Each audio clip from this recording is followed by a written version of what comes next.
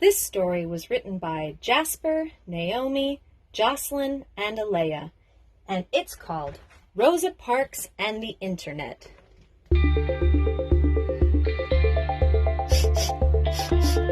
Is that the smell of a falling hot dog?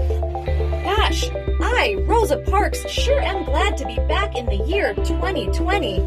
Man, a lot sure has changed. There's so many new gadgets, like new phones, and switches, and even VR.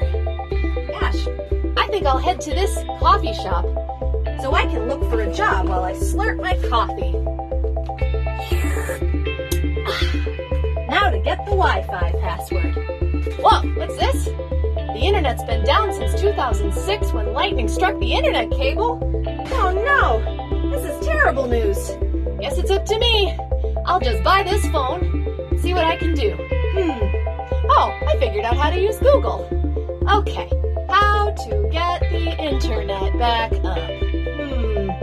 I know.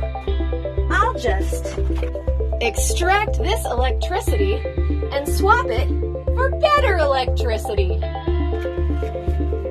Hey, now everyone in the coffee shop has Wi-Fi. And I found a job fixing Nintendo Switches. The end.